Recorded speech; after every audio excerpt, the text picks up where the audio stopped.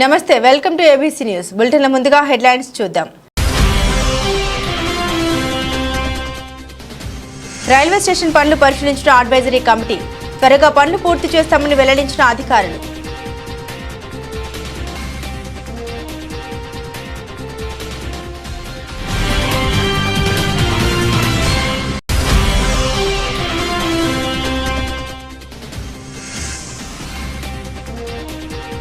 ఘనంగా తెలుగుదేశం పార్టీ నాయకులు దళిత రత్న కాశీ నవీన్ కుమార్ జన్మదిన వేడుకలు. హాజరైన టీడీపీ నాయకులు మరుకుర్తి రవి యాదవ్.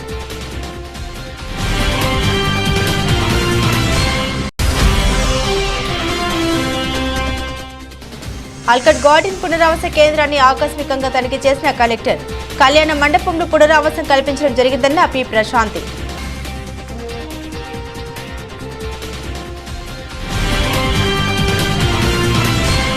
ఇక వివరాల్లోకి వెళ్తే ఎదుర్లమ్మ లంక, కేతవారి లంకకు చెందిన 248 మందికి మున్సిపల్ కళ్యాణ మండపంలో పునరావాసం కల్పించడం జరిగిందని జిల్లా కలెక్టర్ పి ప్రశాంతి పేర్కొన్నారు. మంగళవారం మధ్యాహ్నం ఆల్కట్ గార్డెన్ మున్సిపల్ కళ్యాణ మండపం పునరావాస శిబిరాన్ని ఆకస్మికంగా తనిఖీ చేశారు. అక్కడ పునరావాసం కల్పించిన లంక గ్రామాల ప్రజలతో మాట్లాడడం జరిగింది. గోదావరి నదికి పైనుండి పెద్ద ఎత్తున వరద నీరు చేరడంతో ముందస్తు జాగ్రత్త చర్యల భాగంగా ఇక్కడికి తరలించనున్నారు. వరద ఉధృతి తగ్గే వరకు శిబిరంలో ఉండాలని అధికారులు సూచన అనుసరించి సహకరించాలన్నారు. పునరావాస కేంద్రంలో సేవల వివరాలు తెలుసుకున్నారు. షంటరీ నిర్వహణ విషయంలో అధికారులు, సిబ్బంది తగిన జాగ్రత్తలు తీసుకోవాలని, పునరావాస కేంద్రంలో ఉన్న వారికి వేడి నీళ్లు అందించడం, మహిళలకు, పురుషులకు ప్రత్యేక వసతి సదుపాయాలపై వివరాలు అడిగి తెలుసుకున్నారు.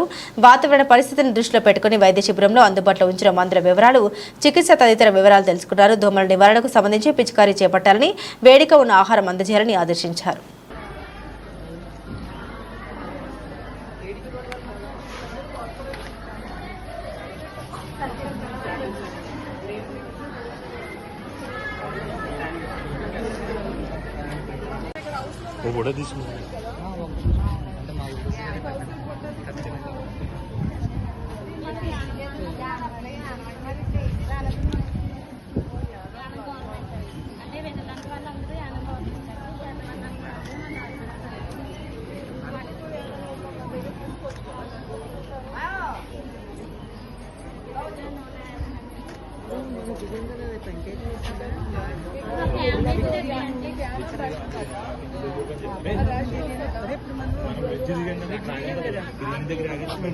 అది ఏ పంచాయతీగా? కుంపేట. దాంట్లో ఎవరైతే వచ్చారో డీటెయిల్స్ తీసుకుంటూ వాళ్ళ ఆధార్ ఎందుకు ఎట్లా మార్చుకోవాలి? గోదావరి వరదల కారణంగా రాజమహేంద్రవరం సిటీలో ఏర్పడిన మంచినీటి సరఫరాలో తలెత్తుతున్న ఇబ్బందులపై ఎమ్మెల్యే ఆదిరెడ్డి శ్రీనివాస్ నగరపాలక సంస్థ అధికారులతో ఎప్పటికప్పుడు సమీక్ష జరుపుతూ ఉన్నారు. అసెంబ్లీ సమావేశాల నేపథ్యంలో విజయవాడలో ఉన్న ఎమ్మెల్యే ఆదిరెడ్డి శ్రీనివాస్ ప్రజల ఆరోగ్యం సమస్యల పట్ల నిరంతరం అధికారులను అప్రమత్తం చేస్తున్నారు. రాజమహేంద్రవరంలో గత 2 రోజులుగా ఉన్న మంచినీటి సరఫరాలో ఇబ్బందులపై నిరంతరం అధికారులతో మాట్లాడుతూ ఇబ్బందులు తొలగేలా చర్చిస్తున్నారు. గోదావరి వరద ప్రవాహం విపరీతంగా పెరగడం, హెడ్ వాటర్ వర్క్స్, కోట్లింగాల రేవు వద్ద ఉన్న 10 MLD వాటర్ ప్లాంట్ వద్ద రా వాటర్ తీసుకునే పంపులోకి చెత్త వెళ్లిపోవడం వల్ల ఎదురవుతున్న ఇబ్బందుల్ని తెలుసుకున్న ఎమ్మెల్యే శ్రీనివాస్ వాటి పరిష్కారానికి పలు సూచనలు చేశారు. నగరపాలక సంస్థ అధికారులు సైతం జోరు ప్రవాహంలో కూడా ప్రజలకు ఎదురైన మంచినీటి సరఫరా విషయంలో నీటికి దిగి చెత్తను తొలగిస్తూ మంచినీటిని అందించే విషయంలో తమ వంతు కృషి చేస్తున్నారు. రేపటిలోగా ఈ సమస్యకు పరిష్కారం లభించేలా సిబ్బంది, అధికారులు పనిచేస్తూ ఉన్నారని ఎమ్మెల్యే ఆదిరెడ్డి శ్రీనివాస్ తెలిపారు. దానివల్ల గత వారం రోజులుగా కొన్ని ప్రాంతాల్లో నీటి సమస్య రావడం, మరి మా ఎమ్మెల్యే ఆఫీస్కి తెలియజేయడం, ఎక్కడ కూడా ఇబ్బంది లేకుండా వాటర్ కార్స్ పంపించడం, అలాగే అధికారులతో ఎప్పటికప్పుడు మాట్లాడుతూ మరి ఆ సమస్య వచ్చినప్పుడు ఎక్కువ రోజులు పడుతుంది. కానీ ఈసారి ఆ సమస్యని ఎక్కువ రోజులు జాప్యం చేయకుండా ఎక్కువ మ్యాన్ పవర్ పెట్టుకొని ఆ రా వాటర్ పికింగ్ చేసే పాయింట్స్ ఏదైతే ఉన్నాయో, ఆ డెబ్రిస్ ఏదైతే ఎక్కడైతే చేరుతూ ఉందో అక్కడ క్లియర్ చేసే కార్యక్రమాన్ని అధికారులు అందరితో కూడా సమీక్షించడం జరిగింది. అసెంబ్లీ సెషన్స్లో ఉన్నా కూడా ఇదే పని మీద రాజమండ్రిలో ఎక్కడ కూడా నీటి సమస్య రాకుండా వారి యొక్క అందరితో కూడా సమీక్షించడం జరిగింది. ఈ రోజున ఉదయం ఆ సమస్యని ఒక ఎక్స్టెంట్ వరకు క్లియర్ చేయడం జరిగింది. రేపటి నుంచి సమస్య లేకుండా 2 పూటలు కూడా నీరు ఇచ్చే కార్యక్రమం కూడా కార్పొరేషన్ ద్వారా చేయబోతా ఉన్నాం. ఎక్కడ ఉన్నా కూడా రాజమండ్రి ప్రజలకు ఏ విధమైన ఇబ్బందులు కలగకుండా పర్యవేక్షించే బాధ్యత ఎమ్మెల్యేగా నేను తీసుకుంటున్నానని మీ అందరికీ తెలియచేయాలనేదే నా యొక్క తాలూకు ఆలోచన. అసెంబ్లీలో ఉన్నా కూడా దీని గురించి అధికారులతో మాట్లాడాం. సమస్యని రేపటికల్లా పూర్తిగా సమస్యని పరిష్కరించే బాధ్యత తీసుకుంటున్నామని కూడా ప్రజలందరికీ కూడా తెలియజేస్తా ఉన్నాం. టీడీపీ హయాంలో కట్టిన టిడ్కో గృహాలను జగన్ ప్రభుత్వం లబ్ధిదారులకు అందించలేకపోయింది ఎమ్మెల్యే ఆదిరెడ్డి శ్రీనివాస్. అధ్యక్ష, ఈ రోజున ఇల్లు అనేది ప్రతి సామాన్యుడు ఒక కళ. 2014-19లో ఆనాడు ఈ కళని నెరవేర్చేందుకు టిడ్కో హౌసింగ్ అన్నది ప్రవేశపెట్టి నాణ్యమైన ఇల్లులని కట్టించాం అధ్యక్ష. గత 5 సంవత్సరాలుగా కూడా వీరి టిడ్కో హౌసెస్ లోని గృహప్రవేశానికి సిద్ధంగా ఉన్నా కూడా ఎవరికి ఇవ్వకుండా లబ్ధిదారుల పైన లోనింగ్ చేసేసి వాళ్ళకి ఇల్లులు అప్పచెప్పకుండా ఈఎంఐస్ కూడా స్టార్ట్ అయిపోయిన పరిస్థితులు మనం చూస్తా ఉన్నాం అధ్యక్ష. కేవలం రాజమండ్రి సిటీయే కాదు అధ్యక్ష, రాష్ట్రంలో కూడా చాలా చోట్ల ఈ పరిస్థితులు ఉన్నాయి. ఇప్పుడు లబ్ధిదారులు అందరూ ఇల్లులు ఇవ్వలేదు, ఈఎంఐస్ వచ్చేసినాయి, బ్యాంకర్స్ ఇబ్బంది పెడతా ఉన్నారు, జప్తు చేసుకుంటానని చాలా ఇబ్బందికర పరిస్థితులు ఉన్నాయి అధ్యక్ష. దానిపైన మనం దృష్టి సారించాల్సిన అవసరం ఉంది. వారు అద్దెంటిలో ఉంటూ అక్కడ అద్దె కట్టుకుంటూ ఇక్కడ ఈఎంఐ కట్టే పరిస్థితులు వచ్చినట్టే గత వైఎస్ఆర్ కాంగ్రెస్ పార్టీ వారి యొక్క తప్పిదాల వల్ల ఇవన్నీ వచ్చినాయి అధ్యక్ష. తప్పకుండా దీనిపైన దృష్టి సారించాల్సిన అవసరం ఉంది. అలాగే రాజమండ్రి సిటీలోని ఆవా స్కామ్ మీ అందరికీ తెలిసిందే అధ్యక్ష. అప్పుడు తెలుగుదేశం పార్టీలో కమిటీ వేసినప్పుడు మీరు కూడా వచ్చారు, మీరు కూడా మాట్లాడారు, మీ పైన బరువు నష్ట దావా కూడా వేశారు. అది ఎంత పెద్ద స్కామో మనమే చూసాం అధ్యక్ష మన కళ్ళతో.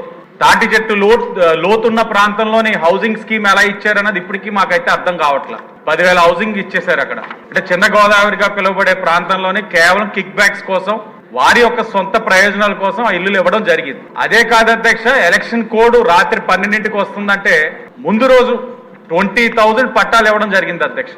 అది కూడా ఇదే విధంగా వాళ్ళ యొక్క వెస్టెడ్ ఇంట్రెస్ట్ తోటి ఇచ్చేయారు అధ్యక్ష. దానిపైన తప్పకుండా కమిటీ వేసి వారి యొక్క ఏ ఆలోచనతో అయితే ఆ స్కామ్ జరిగిందో అన్ని కూడా బయటికి రావాల్సిన అవసరం ఉంది. ఇదంతా కూడా ప్రజాధనం, దాని మీద కూడా దృష్టి సారించాలని మిమ్మల్ని కోరుతా ఉన్నాను అధ్యక్ష. ఘనంగా తెలుగుదేశం పార్టీ నాయకులు దళిత రత్న కాశీ నవీన్ కుమార్ జన్మదిన వేడుకలు స్థానిక సిటీఆర్ఐ దగ్గర టీడీపీ నాయకులు మరికుర్తి రవి యాదవ్ ఆధ్వర్యంలో ఆయన ఇంటి వద్ద దళిత రత్న కాశీ నవీన్ కుమార్ జన్మదిన వేడుకలను ఏర్పాటు చేశారు. ఈ కార్యక్రమంలో బీజేపీ నాయకులు మరికుర్తి నరేష్ కుమార్ యాదవ్, రోణంకి రాజు, ప్రతాప్, మరికుర్తి ఫ్రెండ్స్ తదితరులు పాల్గొన్నారు.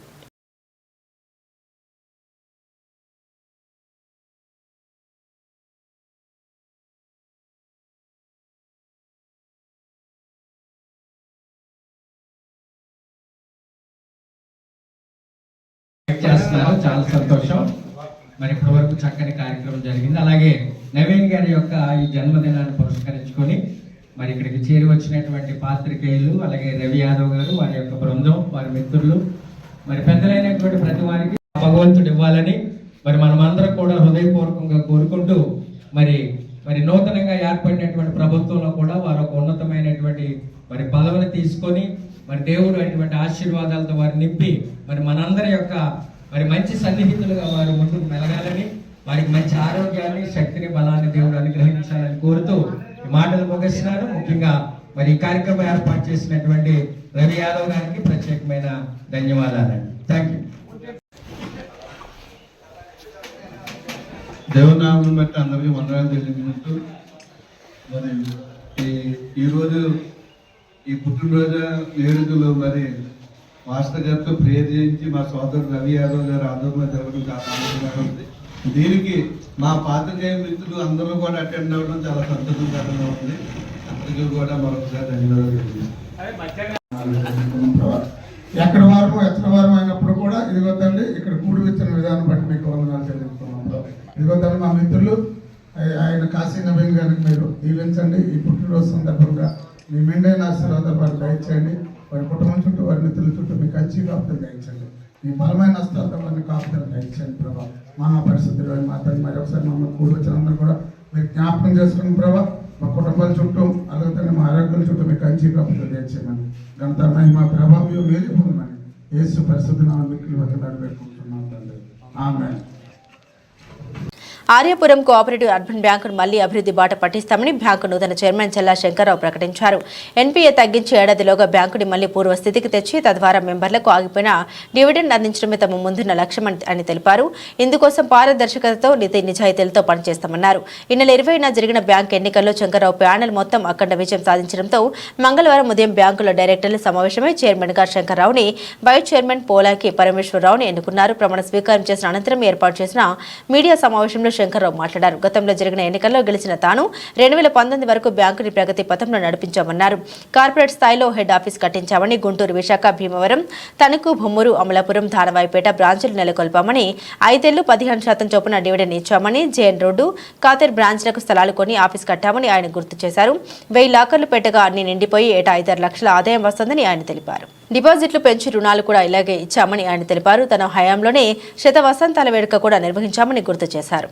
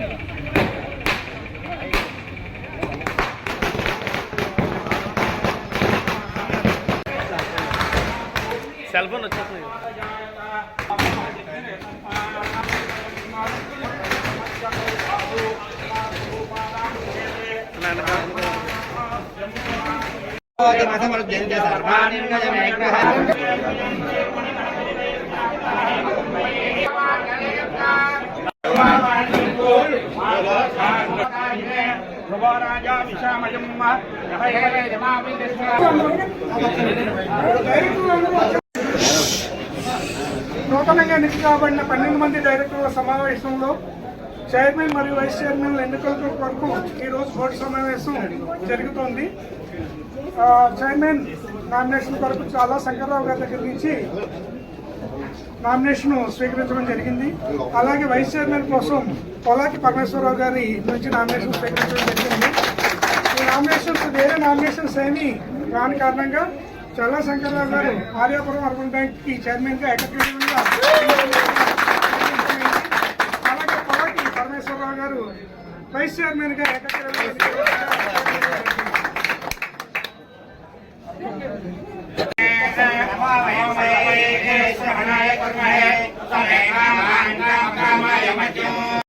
సార్ కొద్దిగా అనుకోండి, మీరు అనుకోండి. దాంతో పెట్టండి.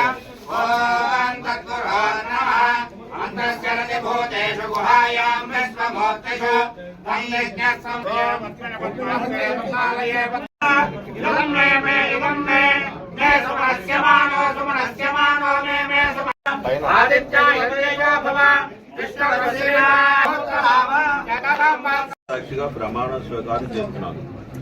ఆంధ్రప్రదేశ్ సహకార సంఘాల చట్టం 1964 అనుసరించి అర్బన్ బ్యాంకు సభ్యుల అభివృద్ధికి కృషి చేస్తానని ప్రమాణం చేస్తున్నాను.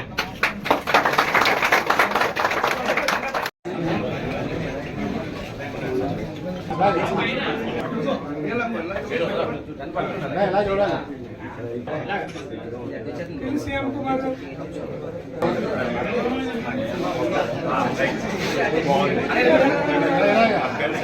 చూడండి, ఎలా చూడండి. ఓకే,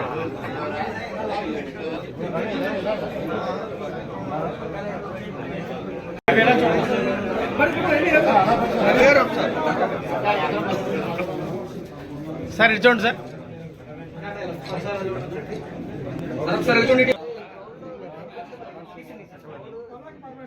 చూడండి.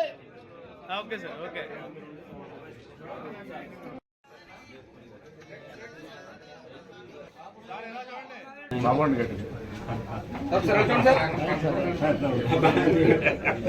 ఒకసారి వచ్చి ఓకే అండి, ఓకే. పైన పెడదాం. మాట్లాడకండి అక్కడ ఎవరో.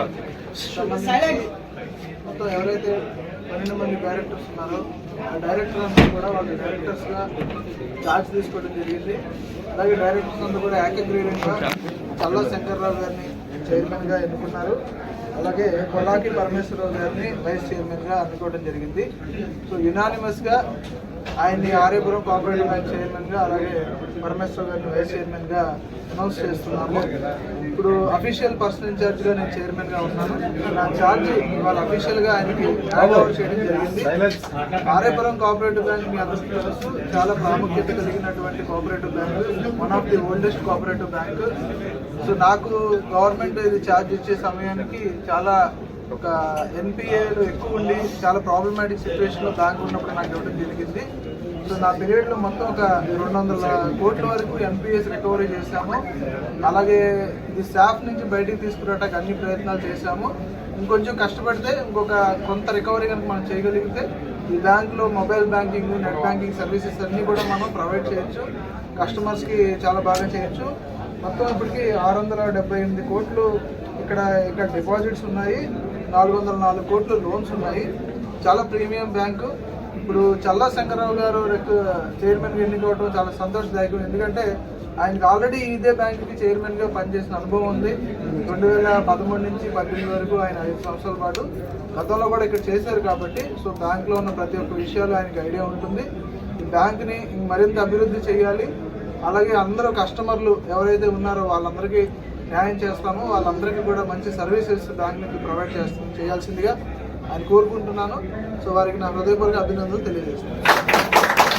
చైర్మన్గా నాకు బాధ్యతలు అందజేసినటువంటి జాయింట్ కలెక్టర్ గారికి నా హృదయపూర్వక నమస్కారాలు తెలియజేసుకుంటూ, ఇంత ఘన విజయం సాధించడానికి ఈ ఆర్యపురం కోఆపరేటివ్ బ్యాంక్ కస్టమర్లందరికీ కూడా నా హృదయపూర్వక నమస్కారాలు తెలియజేసుకుంటూ, ఇవాళ ఈ ప్రమాణ స్వీకారోత్సవానికి వచ్చేసినటువంటి ఆర్యపురం కోఆపరేటివ్ బ్యాంక్ కస్టమర్లు, నా బంధువులు, స్నేహితులు అందరికీ కూడా నా హృదయపూర్వక నమస్కారాలు తెలియజేసుకుంటున్నాను.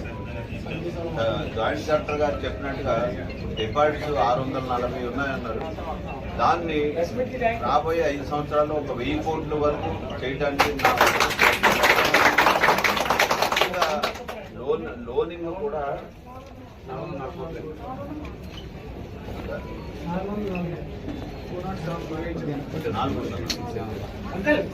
లోనింగ్ 400 ఉంది. దాన్ని మీకు ఒక 700-800 కోట్లు తీసుకెళ్ళాలి. అంటే 70% సీడీ ఉండేలాగా మటుకు చూసుకోవాలన్నమాట. అందు గురించి ఒక 600-700 కోట్లు కానీ చేయగలిగితే ఆంధ్రప్రదేశ్లోనే ఒక యాక్చువల్గా ఇది ఆంధ్రప్రదేశ్లోనే 3rd ప్లేస్లో ఉంది మా ఆర్యపురం కోఆపరేటివ్ అర్థమైంది. దీనికి 100 సంవత్సరాల చరిత్ర ఉంది. సరిపల్లి విశ్వేశ్వర ప్రసాద్ గారు దీన్ని స్థాపించడం జరిగింది. ఆయన యొక్క ఆశయాలకు అనుగుణంగానే ఉన్నట్టు పూర్వం 5 సంవత్సరాల్లో అలాగే జరిగింది. ఇప్పుడు కూడా ఆయన యొక్క అనుచరులుగా మేమందరం కూడా ఈ బ్యాంకు యొక్క ప్రగతికి ముందుంటామని చెప్తూ, మరలా ప్రతి ఏ విషయంలోనైనా సరే ట్రాన్స్పరెంట్గా, మెయిన్ నీతి నిజాయితీగా మేము ప్రమాణ స్వీకారం ఏ రకంగా అయితే చేసామో ఆ రకంగానే ఇంతకుముందు చేసినట్టుగానే ఇప్పుడు 5 సంవత్సరాలు కూడా ఈ బ్యాంకులో ఉన్నటువంటి కస్టమర్ దేవుళ్ళందరికీ కూడా నేను మాటిస్తున్నాను. ఎక్కడ కూడా ఎందుకంటే ఈ డబ్బంతా కూడా ప్రజల డబ్బు. ఇది మేము ఓన్లీ ధర్మకర్తలు అంతే, ఒక సెక్యూరిటీ గార్డ్స్ కింద ఉండాలి తప్ప దీన్ని ఏ విధమైనటువంటి దాని ప్రలోభాలకు లేకుండా కూడా మేము 5 సంవత్సరాలు దీని డెవలప్మెంట్ ఉద్దేశంలోనే మీ అందరికీ కూడా తెలియదు. ఘనమైనటువంటి విజయాన్ని నాకు చేకూర్చి మా ప్యానల్ అందరినీ కూడా 12 మందిని నెగ్గించినందుకు మరొకసారి ఆర్యపురం కోఆపరేటివ్ బ్యాంకు ఉన్నటువంటి కస్టమర్లందరికీ కూడా, రాయమండ్రిలో ఉన్నటువంటి ప్రజలందరికీ కూడా, అట్లాగే ఎన్డీఏ కూటమిలో ఉన్నటువంటి నాయకులు అందరికీ కూడా నా హృదయపూర్వక నమస్కారాలు తెలియజేసుకుంటూ సెలవు తీసుకుంటాను.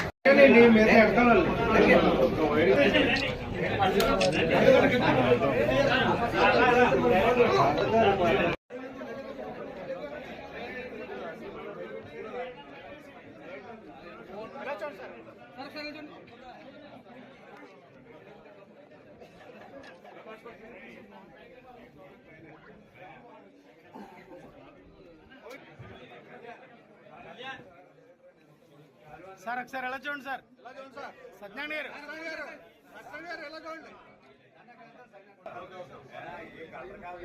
సార్. సార్ ఒకసారి చేతి సార్.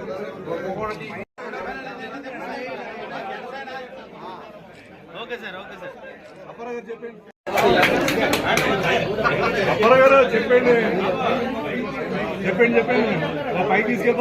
ఎంతో ప్రతిష్టాకరమైనటువంటి బ్యాంకు ఆర్యాపురం కోఆపరేటివ్ బ్యాంక్.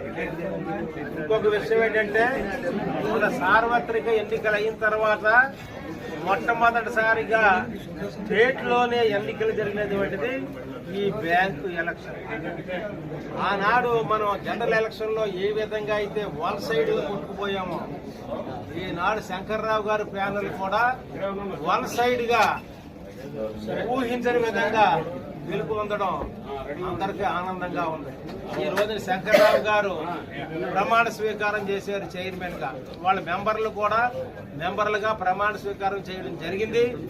అయితే మేము చెప్పేది ఏంటంటే ఖచ్చితంగా ఈ బ్యాంకు గత జరిగిన 5 ఏళ్లలో కూడా భ్రష్టు పట్టిపోయింది.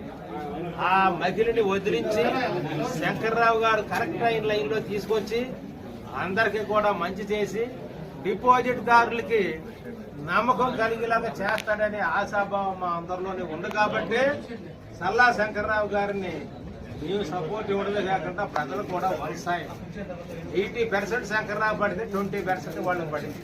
ఇంకా దుర్మార్గపు వేషాలు ఏంటంటే వాళ్ళ ప్యానల్ నెంబర్లు వేసి దాని మీద సల్లా శంకర్రావు గారు బెల్ట్ అని పెట్టారంటే మీ శాతకానితనం అది, మీ పిరికితనం అది. పిరికితనం వచ్చి ఏదో మోసం చేసి గెలాలంటే ఏతనం ఉన్నది శాతకాని వాళ్ళు కాదు. ఎన్నో ఎలక్షన్కి 65% దాటి వెళ్తుంది 70 వరకు అని అనుకుంటే 80% వచ్చింది. ఎందుకంటే మా అంతనాలు ఎప్పుడు కూడా ఖచ్చితంగా ఈ బ్యాంకుకి మంచి పేరు తీసుకొచ్చి ప్రజల యొక్క మన్నలను పొందుతాదు. ఈ శంకర్రావు గారి బెల్ట్ అని, శంకర్రావు గారి చైర్మన్ అని నమ్మకంతో వారికి శుభాకాంక్షలు.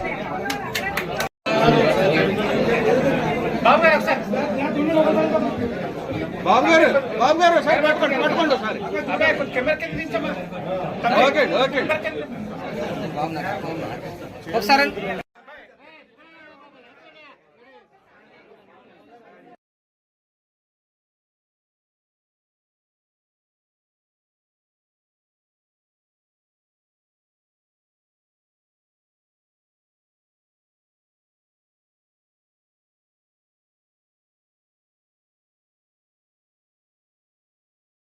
స్థానిక రైల్వే స్టేషన్లో 1,50 లక్షల రూపాయలతో చేపట్టిన ట్రాక్ ఆధునీకరణ పనుల్ని అధికారులతో కలిసి రైల్వే అడ్వైజరీ కమిటీ మెంబర్లు సోమవారం ఉదయం పరిశీలించారు.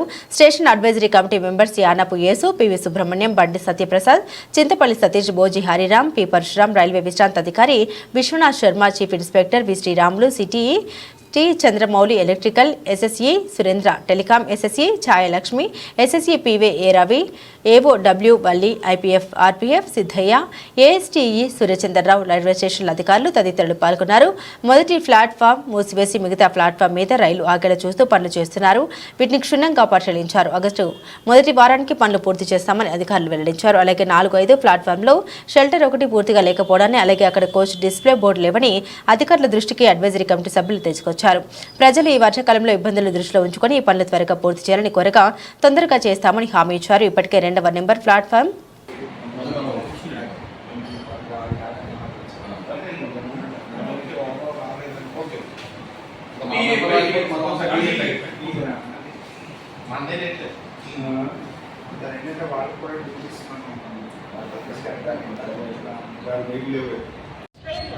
Ready sir. Rajahmundry platform number 4 and 5కి విజిట్ చేయడం జరిగింది.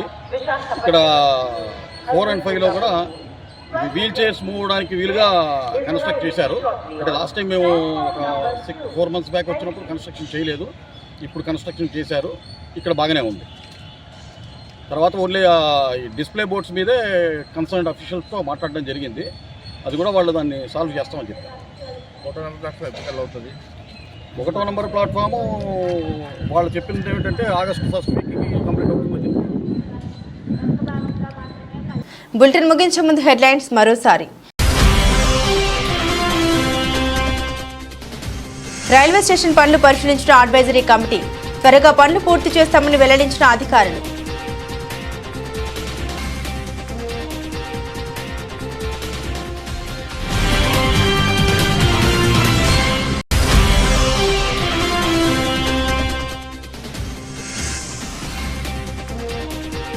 ఘనంగా తెలుగుదేశం పార్టీ నాయకులు దళితరత్న కాశీ నవీన్ కుమార్ జన్మదిన వేడుకలు.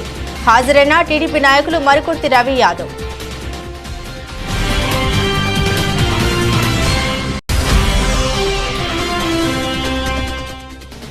ఆల్కట్ గార్డెన్ పునరావాస కేంద్రాన్ని ఆకస్మికంగా తనిఖీ చేసిన కలెక్టర్. కళ్యాణ మండపంలో పునరావాసం కల్పించడం జరిగిందన్న పి ప్రశాంతి.